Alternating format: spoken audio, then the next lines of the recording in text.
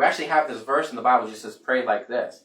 But you know what's crazy? There's this verse that came after that verse that Paul writes that says, we do not know what we ought to pray.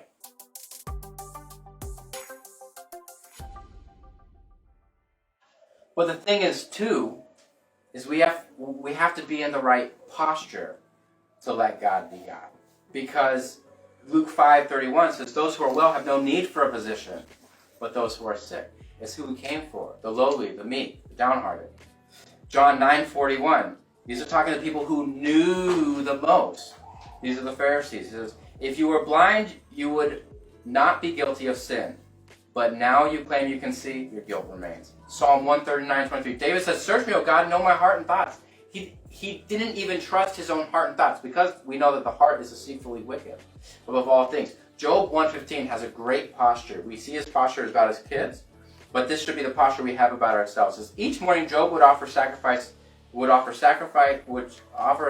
burnt offering for each of his kids, saying, this is Job 1:5, perhaps my children have sinned.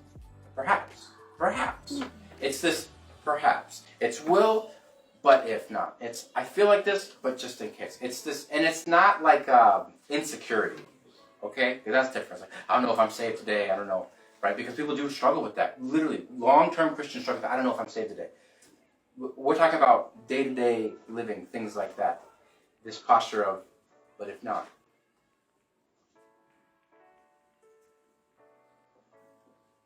Even in prayers, there's a lot of when I have these, I really want to shake people up. I whatever your nevers or will nevers, I really want to shake that up because it's kind of like praying, right? We all think we kind of have prayer. We actually have this verse in the Bible that just says pray like this. But you know what's crazy? There's this verse that came after that verse that Paul writes that says we do not know what we ought to pray. Whoa. Jesus literally had it. I memorized it. It's on my shirt. It's on my wall. This is the way, hallowed be your name. I can recite it in Latin and Hawaii Pidgin and all these other languages. I know this verse, but we don't know what we ought to pray for. But the Spirit Himself intercedes through wordless groans. It's even the things that we think, we have these verses and we can stand on them. I'm talking to you like real mature Christians, right? People who've been walking. God still has something else for us, even as much as we know that verse and got it tattooed somewhere. Amen. We still present it to Him. Pray like this. He literally gives us a script, and we don't know what to pray for. Romans 8:26. Because, as Reinhard Bonnke says, if you try to put God in a box, He will show you that there is no box that can hold Him. And Daniel Kalenda added to that and said, if you try to put God in a box, He will show you that the only one in a box is us. Yes. And that's not a judgment.